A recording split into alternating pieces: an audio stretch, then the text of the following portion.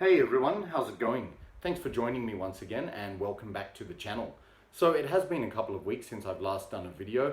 As I've mentioned in the YouTube post announcements, that's because I've had some technological problems. Basically my new Android phone has been fucking up and it's been difficult for me to import files and videos and photos, that kind of thing. So I've actually gone back to using my old iPhone, so you can see everything switched around. So this is not a mirror image, it's back to normal, but that's been the reason for the delay. But yeah, I just thought I would continue down the alphabet of my existing collection today. So you will recall in the last video I did a ranking discographies of Emperor, of the albums that I own. So today what we're up to in the alphabet is Enslaved. So the now famous black metal slash viking metal slash progressive metal band from Norway, one of my favorite bands actually, but I don't own all albums, various reasons for that, so I'm not doing a ranking today, I'm just talking about the albums I own. Yeah, so the band probably needs no introduction. They've achieved worldwide fame now, even on a very sort of mainstream level in Norway, but deservedly so. They've never sold out and their sound has progressed over the years. So I'm going to talk about that as I go through these releases. So without further ado, we'll get started. So the first album I'm going to talk about, or the first release I'm going to talk about by Enslaved today, is the Hordanes Land EP, which was of course the split with Emperor. So in my last video I actually showed this, but I didn't show the disc. So there you go, it's got the Emperor and Enslaved logo, the track listings, which are incorrect for Enslaved because there's only 3 tracks, but they say there's 6 here, so I don't know how they worked that out. But yep, just show you the inner cover. So this is the Emperor side and then this is Enslaved. Yeah, so on this split, the Hordanes Land EP, it consists of 3 tracks. As I've mentioned before, it starts off with the Enslaved track Slagerdiscogen Borten for, which to my understanding means Battle in the Forest of Borten for. I could be wrong, but yes, as I've famously said, I first heard that song on a compilation tape made by the brother of a friend of mine, and that's when I just was completely sold on this band. Like, that song is so epic and majestic, just very sort of cavernous forest black metal with a lot of keyboards. Like the riffs, drums, keyboards and vocals, it's just so epic and atmospheric. It's a brilliant song, and as I mentioned before, I think that the other, I said the other tracks pale in comparison to that one. Not true really, the other tracks are great.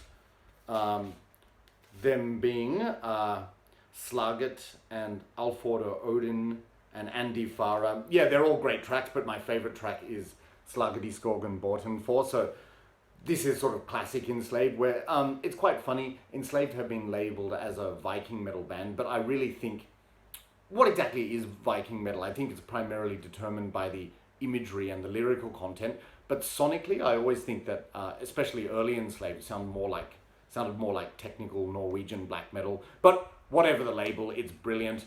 Yep, so this is a fantastic EP, and as I said, this EP, as well as that first song, really sold me on this band, and this is where you see the band at their sort of like black metal roots. But it's interesting, you already hear that distinctive keyboard sound, which Enslaved, it's sort of like a trademark Enslaved keyboard sound, where it sounds a bit psychedelic, a bit progressive, but just really interesting and completely different. And that's what I like about this band. They've always had their own sound, and that's continued through the years. So yeah, from the Emperor Enslaved split EP, this is Hordanes Land from 1993, I think. All right, so now going into the full-length albums which I own. So of course the first album they released, the full length, was Viking Veldi. I hope I'm pronouncing that correctly. Again, another Norwegian title, and with this band, all of their early albums, all of the lyrics and titles were in Norwegian, which is not the easiest language for pronunciation to a foreigner like me. But yeah, you'll notice that this is not the original cover. The original cover had the Viking helmets on it. This is kind of like that, but it's like a reissue, so you've got the eyes and the top of the Viking helmet. And it's quite funny. I owned a lot of their albums for many years, and I only picked this one up a few years ago when I saw it secondhand in a Thai market, and I thought, I don't have that one yet, so grabbed it. Yeah, I was missing out for a long time. This is fantastic. It's sort of an extension of the Hordanes Land EP, but the production is a lot better. And what's interesting is these really sort of quirky keyboard riffs they're just so melodic and memorable. It's fantastic.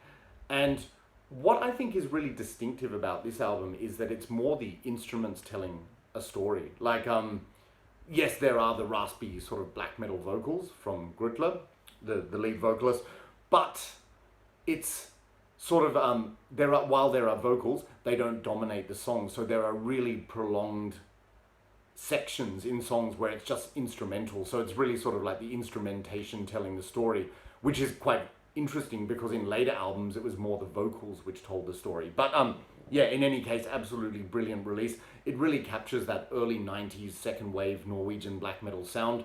And of course it was labeled Viking metal because all the lyrics are related to Norse mythology. Yeah, that kind of thing. And I love that kind of stuff. I find it really interesting. So yeah, only 5 tracks on this album, but each one averages about 8 to 10 minutes, and it's very sort of ambient and trancey in the sense, with the repetition, it just sort of blends into the background, but with these brilliant melodies, and it really takes you on a wonderful epic journey. So this album is very different to a lot of the other albums they've done, but as I said, it sort of carries over the sound from the Hordanes Land EP.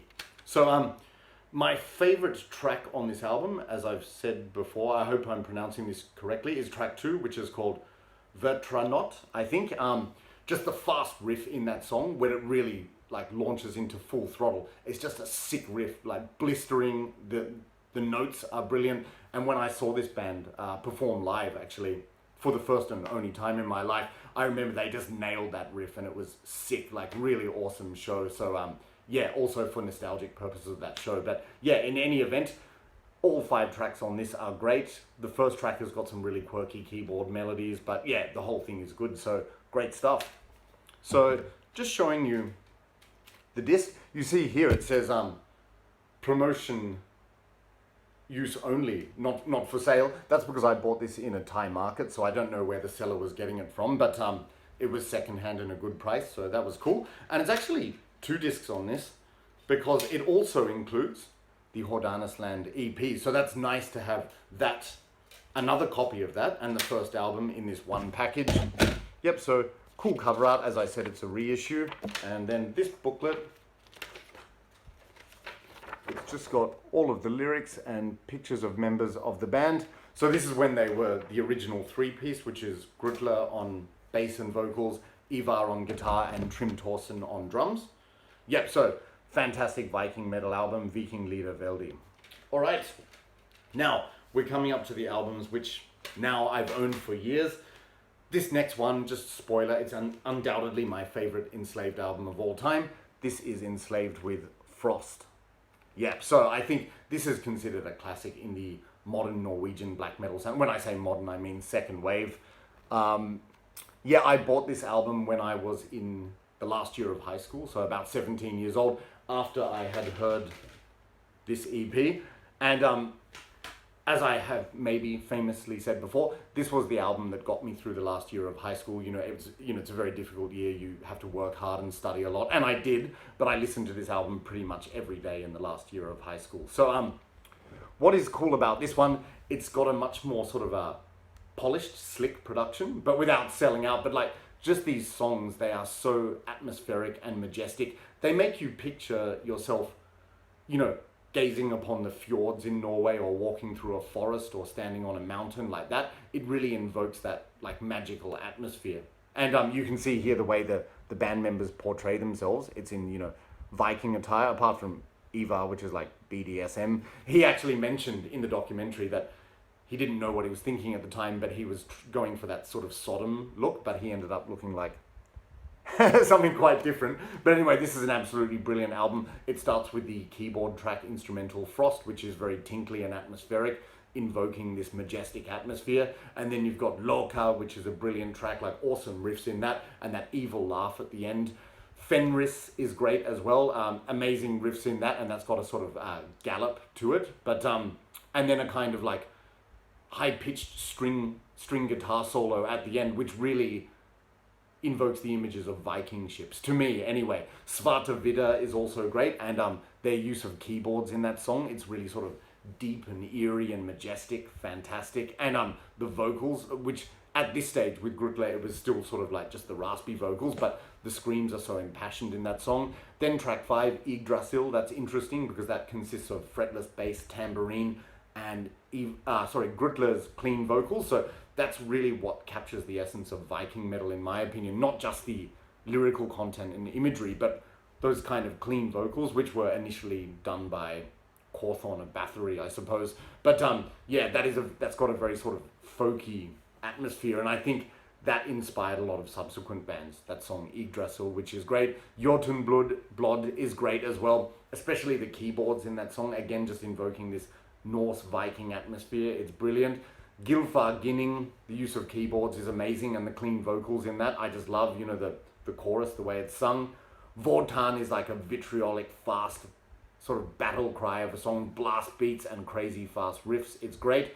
And then the album concludes with Isurda's Dronning, which means Queen of the Ice Desolates, I believe. And that contains some operatic moments, you know, with the keyboards which imitate choirs and that kind of thing. But then also it's just some furious parts, some majestic parts, some acoustic guitars.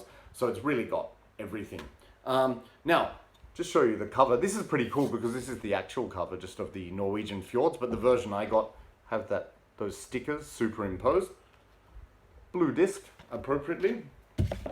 And here's the inner sleeve, Frost Viking metal, and all of the lyrics, which are in Norwegian, but they include English translations as well. Cool picture of the band. Yeah, so as I said, this may be partly for nostalgic purposes, but for me, this is my favorite Enslaved album of all time. It brings back so many great memories, and I still don't get sick of it. If you haven't heard it, check it out, because it's a masterpiece. So, Enslaved with Frost. Okay, so coming up next, sorry, I've got itchy ankles because I've been bitten by sandflies and mosquitoes. Damn it. All right, so the next album which came out in their discography, this is Enslaved with Eld, which came out in 1997. Eld being the Norwegian word for fire, I think. So if you're familiar with Enslaved, this is the album which saw the band changing their sound quite a bit. It became a lot more epic. I would say epic and atmospheric. What I mean by that is there's a lot of acoustic guitar parts, a lot more clean vocals, and sort of the songs have more space to breathe. Like there's not blast beats all the time and everything. So just a lot more diversity. Like it's a great atmosphere, and I really love this album. But I know a lot of people perhaps they didn't like the change in style, but that's the good thing about this band. They have a lot of diversity. They experiment with new sounds. But it was interesting when I saw the Enslaved documentary entitled Heimwegen, which you can see on YouTube. The original drummer Trim Thorsen, I always wondered why he left, and he said he left the band because he didn't like the musical direction of this album. Fair enough, so he liked the more sort of straightforward black metal stuff. And then subsequently he was of course asked to join Emperor, and did. So they replaced him with Harald Helgason on drums, who was a fantastic drummer on this album as well. Yep, so as I said, this is just a lot more majestic. There's acoustic guitars, there's clean vocal passages. The use of keyboards, as always, is amazing. But it's still, even though it's developed, I really feel that it's retained that black/Viking metal sound, which they had achieved on earlier albums. It's just like they were constantly evolving. And I remember when this album came out, I just thought, wow, it blew my mind. Like, I'd never, you know, in those days, like black metal was still very sort of limited in terms of characteristics of the genre, but when I heard this, I thought it was really expanding on it in a good and interesting way. So yeah, it starts with 793. I'm just going to read the English titles because my Norwegian pronunciation is not good. So 793, the Battle of Lindisfarne, that's the really epic one, about 16 minutes, and you know, starting off with the haunting keyboards and the acoustic guitars, and then it launches into that gallop, and then it's got the really fast parts as well. Track 2, The Man from Hordanes Land, is a brilliant track. Loads of time changes in that song, and that's another thing, this album is dripping with time changes. So they have like the sort of fast, aggressive black metal parts, and then it suddenly shifts into this completely different time with clean vocals invoking that Viking atmosphere again. Same with track 3, Alpha Blot, or Sacrifice to the Elves. Some very majestic parts in that song which remind me of like standing under a fossen, you know, waterfall or something, you know, in Norway, and looking over the landscapes. It's brilliant. Probably my favorite track on the album is track 4, Kvasir's Blood, or The Blood of Kvasir. Just the build-up in that song and the vocals are fantastic. Sorry guys, the video cut out again because this is my old shitty iPhone, but yeah, the vocals in Kvasir's Blood are amazing, and then also the keyboard parts, that very sort of Mellotron-y sound, like where it goes, ding, like in the background it echoes just before the blast beats launch in. It's brilliant. So my favorite song on the album, The Blood of Kvasir. Then you have For Länge Sedan, or A Long Time Ago. Great epic acoustic intro to that song, and that song just keeps building and building. It's great. Glemt, otherwise known as Forgotten, Glemt being the Norwegian word, that has just got some amazing melancholic epic riffs. I just love that song. And then the album concludes with the title track, Eld, or Fire, and that includes some more acoustic guitars and clean vocals, which are just so epic and enchanting. It concludes this sort of otherworldly sonic journey or soundscape, which this album is. So absolutely fantastic. So here you have the front cover with Grutle on the front in Viking attire, logo on the back, and cool booklet. See, these kind of pictures, they really embody what's contained in the music. Yeah, I love the presentation of this album. Picture of the band. So still a 3-piece at this stage. Yeah, and the disc is pretty cool as well. Yeah, so as I said, this is really where the band was sort of, in a sense, evolving from like a generally black metal sound to more of a progressive kind of Viking atmosphere, in my opinion. But it was done in a subtle way, so it wasn't like they drastically changed their sound overnight. They just experimented with a few additional things, and I think it worked really well. So this one I've kind of overkilled. I've heard it so many times, but of course I never dislike it. But if you've, I mean, it's still fantastic, but if you've never heard it, definitely check it out, because I think it's a gem. So that's Enslaved with Eld. And it's quite funny, I heard that the band didn't like this album for a while after it was released, because they said, Ivar said it sounded thinner than the earlier albums, but I love it personally, so there you go. All right, so coming up next, the following studio album by Enslaved, which came out in 1999, Enslaved with Blodhemn, which to my knowledge means blood vengeance, so referring to sort of vengeful Viking raids, you know, like a raid of revenge in a sense. But yeah, you see the band on the front cover here, so it's still got that Viking theme, you know, the Viking ship and the traditional attire and everything. This album is really cool. Like when it first came out, I really enjoyed it, but it took a while for it to sink in properly, and now when I listen to it all these years later, I really think it's probably one of my favorites, to be honest. What's interesting about it is it's not as experimental as Eld. It went sort of, it harkened back to the days of Viking leader Veldi and Frost, like with the aggression and the blast beats and everything like that. But then it juxtaposed those fast aggressive parts with the experimental parts of Eld. So for example, the intro, and this album is also like talking not just about Viking themes, but otherworldly themes. Like the intro, it's a very sort of epic keyboard track, and then track 2, Ilenka till Ragnarok, or In Chains Until Ragnarok, it's got these fast blast beats, but then it's juxtaposed with these clean Viking vocals from Grutle, which is fantastic. I love that track. Urtical Gods is a very fast blasting track, so again, much in the vein of Frost, again, the album. Track 4, this is one of my favorites, Ansus Astral. Just great vocals in that, great riffs, very memorable riffs in that song, and the guitar solo is absolutely brilliant, like very enchanting. And that's the other thing, this saw a lineup change, so the 2 core members have always been Grutle and Ivar. After Eld, Harald left the band, and then they got replaced by 2 guys from Gehenna, I think. So I can't remember their names offhand, but I'll show you in a moment. Yeah, but Ansus Astral is a great song. Nidingsgraslagt, sorry for my pronunciation, that is another great fast song, and like very sort of upbeat, catchy riffs in that, which is great. Undoubtedly my favorite track on the album is track 6, which is entitled En Alga till Mimir. I'll just say the English, An Eye for Mimir. Brilliant. Like the clean Viking vocals in that track are so incredibly catchy. it's brilliant. And not only that, but the raspy vocals, they're sung with so much passion. But then that instrumental part, just before the guitar solo kicks in, which is brilliant. That's just an eargasm to me. So I love every aspect of that song. And I for Mimir, track 6, it's brilliant. Track 7, Blodhemn, Vengeance in Blood. That is a very fast, aggressive track again, as you would imagine from the title, which is great. And then, yeah, Breezing Harmon is good. And then it concludes with track 9, Sultung's Mead, which has got a very Viking atmosphere. Just sort of like dreamy, clean guitars and these dirgy, solemn Viking vocals. So it really makes you picture being in Norway in the Viking era, at least for me. Yeah, so absolutely fantastic album. It's like a bit of the old and new, sort of combining elements from Frost and Eld, Frost and Viking Liedervelde, and juxtaposing them with those of Eld to produce this magical result.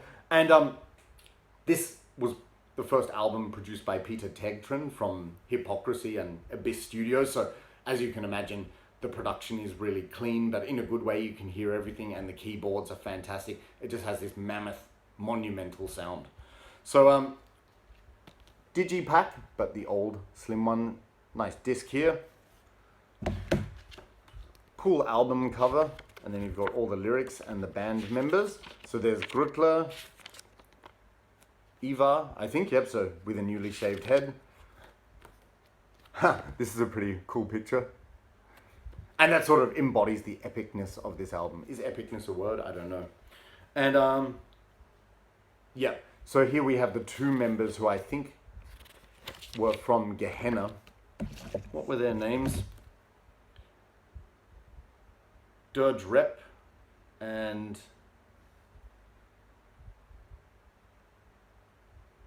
damn it, can't remember the other guy's name, but anyway, great album. So this one, as I said, it was a subtle grower for me, but it's really sort of mixing all of the elements from those early Enslaved albums to produce a great result. So that's Enslaved with Blodhemn. Okay, now this is the part where I explain why I don't own all of the albums. After Blodhemn, the next 2 albums which came out were Mardraun and Monumention, and I did own both of those before, but just being brutally honest, I sold them because I did not enjoy those albums. So for me, I think I mentioned when I bought Mardraun, I felt it was like very experimental and avant-garde. Nothing wrong with that in principle, if it sounds interesting to me, but it's just not what I was expecting from the band at that age. And maybe it was my youthful arrogance. I thought, no, I don't like this. And the same with Monumention. Like I felt that one was better than Mardraun, but I didn't really get into it much. However, I would like to revisit those albums with fresh ears, because as I get older, especially in the last couple of years, I've come to appreciate progressive and psychedelic music a lot more. So I really should go back and revisit those albums, but I just remember them being a little bit too experimental for my liking. So long story short, that sort of put me off the band for a while, even though I still listened to the older albums, but I didn't buy Below the Lights or Isa. So I'm missing a shitload of albums by this band. So I will start to go back and revisit those, but in any event, the album which I got next after Blodhemn was Ruun. I hope I'm pronouncing that correctly. Presumably Norwegian for Ruun. This one came out in 2006, and it's what got me back into the band. The reason was I heard the track Fusion of Sense and Earth on a Terrorizer compilation, and I thought, wow, back in business with that song. It very much reminded me of the style of Frost, but still with a progressive edge, so really love that song. But this album is when the band started to become, you know, sort of evolving into their modern sound, like a very progressive, with the clean vocals. They were no longer sung by Grutler, but another new band member, and his vocals were a much sort of a cleaner and not as dirgy and deep as Grutler's, but still interesting. So this is what I mean by the vocals started telling more of a story. But there's still, of course, the raspy black metal vocals from Grutler. But yeah, Entropper, it's just got this fresh guitar sound which opens up. Path to Vanir, a very catchy song. And with all of these songs, there's a lot of clean guitars and sort of catchy, memorable riffs. So it really reels you in. As I said, Fusion of Sense and Earth is my favorite song. Like, that's just fast and blasting, but with these fantastic trademark enslaved riffs. And then the breakdown at the end with the drumming and the guitar solo, it's brilliant. Ruun has a kind of progressive Viking feel, you know, with the clean vocals, and it's a bit of a dreamy song, which is great. And Tides of Chaos and Essence, yeah, but the second half of the album, that's when it starts to get a bit more dreamy and progressive, but interesting. And as I said, even though the style of some of the new riffs is very different to the old stuff, it's still memorable and interesting. So as I said, it's like a case of this band evolving. And then the album concludes with Apivat and Heir to the Cosmic Seed. I will say, of the eight songs, I prefer the first 4 or 5, but all of them are really good. There's never a dull moment on this album, and over the years it's grown on me a lot. So this is sort of the bridge between the older stuff and the newer stuff of modern day Enslaved, I think. So interesting transitional album. This is Ruun. So just show you the disc. Interesting cover and all of the lyrics. And on this album, this is where they started singing mostly in English. So that's a massive change from when they were all in Norwegian before. Pretty cool imagery here. And picture of the band. Yeah. So I really like this album and it's grown on me a lot. This is Enslaved with Ruun. And believe it or not, guys, that is the last album I bought by Enslaved. I did buy the second most recent one, Utgard, on vinyl, which I've shown in a collection update. But as I said, I really like this band, but I was a bit ambivalent or reluctant after those albums, Madram and Monumention. But having said that, I really like Utgard and the other one, E. Some of the newer albums I really like. And because I've become more open-minded in my older age, particularly with regard to psychedelic and progressive and electronic music, I really think I should visit each and every one of those enslaved albums that I don't own. So I'm not saying I don't like those albums, just some I haven't heard or some I haven't checked out properly. So maybe it's time to hear some of your recommendations. What are your favorite Enslaved albums and why? Let me know in the comments. Recommendations are always welcome and I'd really appreciate it. But anyway, these are the albums I own. As you can tell, I really like all of them. And if you haven't checked them out, you definitely should. So what is interesting about Enslaved is they sort of started out as a black metal band, then they became Viking metal, and they've sort of evolved into this general psychedelic genre of extreme progressive metal, which is really interesting. And as I mentioned in the collection update, even newer albums, they still retain the older elements. So I think this band is interesting because they push boundaries and they just make music diverse. So yeah, great band, Enslaved. So that's it for this video, guys. I'm not going to ramble on any longer, but hopefully I'll be back soon with another video. If this works, I'll keep filming on this phone. You don't have the confusing mirror image. And I will be back in the next video with a collection update. That was supposed to be this one. I was going to make a video like Simon from Explosive Action, you know, like footage of going into record shops and everything. But unfortunately, I recorded those on my Android phone, which is fucking up, so I can't transfer those videos now. So for now, I'll just make a standard collection update in the next video. So anyway, that's it. I'll stop rambling for now. Thanks a lot for watching. Thanks a lot for your support of the channel, and I'll see you in the next video. Cheers.